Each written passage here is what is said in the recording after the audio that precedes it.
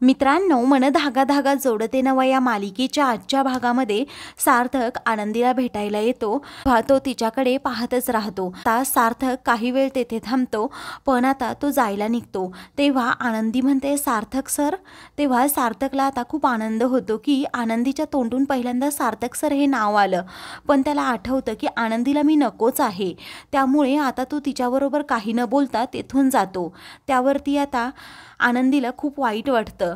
ती मनातल्या मनात विचार करते, मी सार्थक सरांबरोबर खूप चुकीचं वागले, म्हणूनच त्यांना वाईट वाटत असेल आणि ते न बोलता गेले असतील. आता ती सार्थककडे पाहतच राहते. तर बाहेर अण्णा हे सार्थकला म्हणतात की कशी आहे आता आनंदी. तेव्हा त्या पूर्णपणे रिकवर झालेल्या आहे, पण त्यांची काळजी घ्यायला हवी. आता मी तुमच्याकडे तिला सुपूर्द करतोय. तिची व्यवस्थित काळजी घ्या, कारण अजूनही त्या धक्क्यातून त्या सावरलेल्या नाही आहेत. असं म्हणून सार्थक आता रडतो, अण्णांच्या हातावर हात ठेवतो आणि मी निघतो आता. आनंदीला डिस्चार्ज मिळेल, बिल पण भरलंय, असं म्हणून आता तो तेथून जातो. तेव्हा आता सर्वांनाच खूप मोठा धक्का बसतो. तर अण्णांना देखील सार्थकबद्दल खूप वाईट वाटतं. तर रेश्मा आता मनातल्या मनात विचार करू लागते की हा सार्थक असा का वागतोय. आता इकडे सार्थक हा बाहेर आलेला असतो आणि गाडीत बसणार असतो. आता आनंदीच्या आठवणीत तो पूर्णपणे कोलमडून जातो. त्याला व्यवस्थित चालता सुद्धा येत नाही. तर आता रेश्मा तितक्यात तेथे येते आणि म्हणते, अरे सार्थक, तू जरा स्वतःला सावर. तू आनंदीला एवढी मदत केली, एवढी साथ दिली, तरीही आता तुझी साथ देण्यासाठी ती नकार देतीये हे मला माहिती आहे. आता सार्थक म्हणतो, अगं आनंदीने जे भोगलंय ना ते दुसरं कोणीही भोगू शकत नाही आणि एवढा त्रास तर सहन करू शकत नाही. अगं तिला पहिल्या नवऱ्याने एवढं छळलं, तरीही ती त्या संकटातून उभी राहिली आणि मग आपल्या घराला हातभार बनून ती नोकरी करू लागली आणि नोकरी करता करता मी तिच्या प्रेमात पडलो. ही माझी चूक झाली, परंतु तिला ते माहितीच नव्हतं. अगं तुला माहीत नसेल आनंदीच्या बाबतीत काय काय झालंय. अगं माझ्या एका शब्दाखातर ती भाईबरोबर लग्नासाठी तयार झाली, परंतु त्या नवऱ्यानेही तिला भरमांडवात सांगितलं की मी तुझ्याबरोबर लग्न करू शकत नाही, कारण सार्थकचं तुझ्यावर प्रेम आहे. ही त्या बिचारीने धक्क्यातून कसाबसा सावरण्याचा प्रयत्न केला. मग नंतर आता मी न सांगता तिला घरात घेऊन आलो, तिच्या गळ्यात मंगळसूत्र घातलं. तर तिने हे ॲक्सेप्ट केलं तर केलं. तू माझ्या घरातील सर्वजण तिच्याबरोबर कसे वागतात, तिला अपमानास्पद वागणूक देत आहेत, हे ती कसं सहन करू शकते. मी एका पाठोपाठ एक एक सारखे तिला धक्के मिळत आहेत, तर ती बिचारी तरी काय करेल. असं म्हणून सार्थक हा आनंदीची बाजू घेतो. तेव्हा रेश्मा म्हणते, सार्थक मानला हा तुझ्या प्रेमाला. अरे त्या आनंदीने तुझी साथ सोडली, तुझी साथ द्यायला नकार देतीये, तरीही तू तिचीच बाजू घेतो. अरे कसं म्हणायचं तुझ्या या प्रेमाला. असं म्हणून ती सार्थकलाच खूप बोलू लागते. सार्थक म्हणतो, तुला नाही समजणार ते. असं म्हणून तो रागातच आता गाडीत बसतो आणि तेथून जातो. तेव्हा रेश्मा मनातल्या मनात म्हणते, सार्थक मी माझं प्रेम मिळवूनच राहणार, बघ तू मी काय काय करते ते. असं म्हणून आता ती सुद्धा तेथून जाते. दुसरीकडे घटस्थापनेची सगळी तयारी आता सुधा, अक्षू, शलाका आणि वृंदा या चौघीजणी करत असतात. तर आता अक्षू म्हणते, काय गाई, तू म्हणाली होतीस ना आनंदी या घरची सून झाल्यावर पहिली पूजा तीच. वरती सुधा म्हणते, हो मी म्हणाले होते, परंतु आनंदी या घरची सून आता नाहीये आणि आदर्शची बायको झाल्यानंतर ती या घराची सून होईल असं मला वाटलं होतं, पण आता ती आपल्या घरातील कुणीही नाहीये, तेव्हा कशाला त्या पनवतीचं नाव काढतेस असं वृंदा म्हणते. चांगला दिवस आहे ना, मग का कशाला. त्यावरती आता अक्षू खूप जोरात वृंदावर ओरडत म्हणते, अजिबात तिच्याबद्दल असे अपशब्द बोलायचे नाहीत, ती आता सार्थक दादाची बायको आहे, लक्षात ठेव काकू. त्यावरती सुधा म्हणते, मला हा विषय नकोय अगं अक्षू या घरामध्ये. त्यावरती अक्षू म्हणते, तू काहीही म्हण, पण आता जेव्हा ती बरी होऊन घरी येईल तेव्हा सार्थक दादा तिला घेऊनच येणार आहे ना. ती आता सुद्धा विचार करत राहते. तेवढ्यातच सार्थक तेथे येतो. त्याच्या पायाला खूप दुखापत झालेली असते.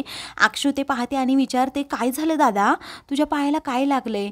त्यावरती सार्थक म्हणतो, काही नाही. आता आनंदी वहिनी कशी आहे असं अक्षू विचारतो. तेव्हा ती ठीक आहे, थोड्या वेळात तिला डिस्चार्ज मिळेल असं आता सार्थक म्हणतो. तेव्हा तू तिला घरी घेऊन येणार नाहीस का असं अक्षू विचारते. तेव्हा वृंदा म्हणते, बरं झालं नाही येणार ती बॅद.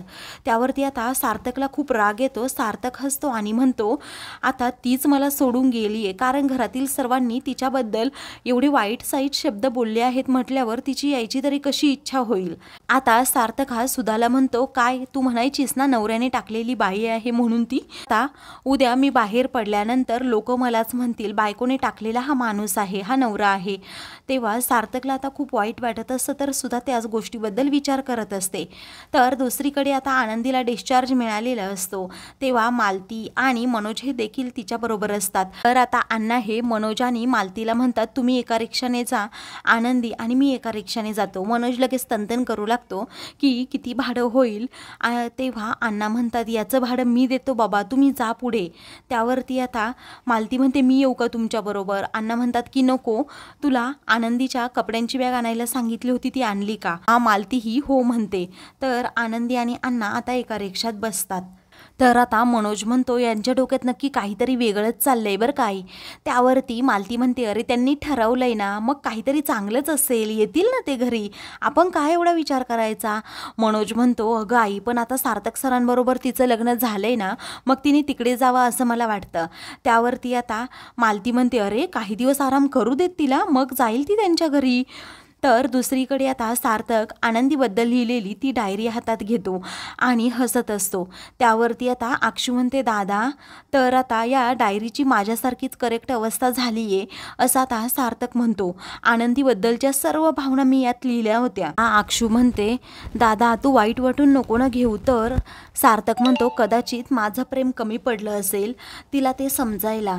त्यावरती असं काही नाही आहे, थोडे दिवस जाऊ दे, ती नक्कीच इकडे येईल, तुझ्या मनातील भावना नक्कीच तिला समजेल असं ती म्हणते. हा सार्थक अजूनही आनंदीबद्दलच विचार करतो.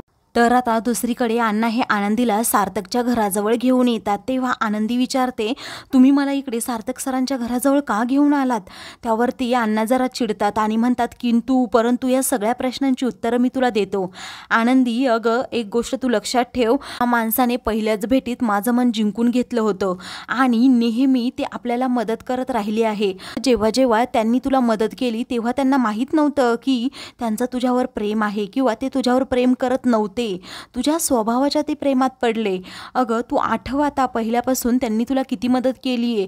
ते तुझं किट जळालं त्याचबरोबर तुझ्यावर अन्याय होऊ नये म्हणून आणि तुझ्याबरोबर येवल्याला येणं, त्या स्पर्धेमध्ये तुझ्याबरोबर पार्शालिटी होत होती हे त्यांनी ओळखलं आणि तुला कॉन्फिडन्स देणं, त्याचबरोबर आपल्याला अप्रत्यक्षरित्या त्यांनी खूप मदत केली आहे या गोष्टीची तू जाणीव ठेवायला हवी. त्यावरती सार्थक सर खरंच खूप चांगले आहेत हे मला माहिती आहे आणि माणूस म्हणून ते तर चांगलेच आहेत असं आनंदी म्हणते. परंतु त्यांनी त्यांचं प्रेम असं लपवलं का असेल. अहो त्यांच्या भावाबरोबर लग्न करण्यासाठी मला फोर्स का केला मग त्यांनी. त्यांच्या घरच्यांनी माझा किती अपमान केला हे तर तुम्हाला माहीतच असेल. तर आता पुढे अण्णा ते मंगळसूत्र दाखवतात आणि म्हणतात जेव्हा तुला हॉस्पिटलमध्ये सार्थक सर घेऊन आले तेव्हा डॉक्टरांनी ते मंगळसूत्र माझ्या हातात दिलं. आता सार्थक आनंदीला मंगळसूत्र घालतानाचे सगळे क्षण आठवू लागतात. तर पुढे अण्णा आता आनंदीला जाणीव करून देतात अगं तुला माहीत नसेल पण त्या बिचाऱ्या माणसाची काय अवस्था झाली होती, तुझा जीव वाचवण्यासाठी त्याने काय काय भोगलंय असं म्हणून अण्णा पुढे मंदिरामध्ये कशाप्रकारे त्यांनी तुझ्यासाठी व्रत केलं हे देखील सांगतात आणि त्याचबरोबर आपलं घर जळालं पण तो माणूस आपलं घर सावरण्यासाठी किती मदत करतोय. अगं त्यांच्या जागी दुसरं कोणी असतं ना तरी म्हटलं असतं की मी तुमच्यासाठी एवढं केलंय, तू माझ्याबरोबर गुपचूप निघायचं, पण नाही, आत्ताही त्यांनी तुझाच विचार केलाय फक्त. अगं त्यांच्या घरातील परिस्थिती बरी नाहीये, तुझ्या आणि त्यांच्या लग्नामुळे त्याच्या घरातील सगळेजण त्यांच्या विरोधात गेलेत. मला हे सार्थक सरांनी सांगितलेलं नाही, मला सांगितलं त्यांच्या बहिणीने असं म्हणून अण्णांना आठवतं की मी अक्षूला फोन केला होता तेव्हा तिने घरात जी काही परिस्थिती निर्माण झाली आहे त्या परिस्थितीचा सर्व आढावा दिला होता. अण्णा आता तळमळीने आनंदीला म्हणतात अगं आनंदी आपलं जळकं घर सांभाळता सांभाळता सावरता सावरता त्यांची नाती सगळी होरपळून निघाली आहेत, आता ती तुला सावरायची आहेत असं हे अण्णा आनंदीला बजावतात. तर पुढे अण्णा आता तिला मंगळसूत्र दाखवत म्हणतात आनंदी आता तुझ्या मित्राला तुझी खूप गरज आहे, बायको म्हणून नाही तर त्या बिचाऱ्याला तुझ्या सहानुभूतीची आधाराची खूप गरज आहे, एकटा पडलाय तो असं म्हणून ते मंगळसूत्र आता तिच्या हातात देऊ लागतात. तेव्हा आनंदी आता मनातल्या मनात म्हणते अण्णा तुमचं सर्व म्हणणं बरोबर आहे परंतु मी काय करावं ना हेच कळत नाही. अण्णा आता तिला मंगळसूत्र घ्यायला सांगतात आणि म्हणतात अगोदर निघ. तेव्हा आता आनंदी ते मंगळसूत्र हातात घेते. मित्रांनो, पुढील भागामध्ये आनंदी ते मंगळसूत्र गळ्यात घालते. आता सार्थकच्या घरी येते तेव्हा वृंदा म्हणते, आनंदी. तर आता सार्थकला आनंदीला पुन्हा आलेलं पाहून खूप आनंद होतो. अशाच मालिकेंचे पुढील भाग पाहण्यासाठी चॅनलला सबस्क्राईब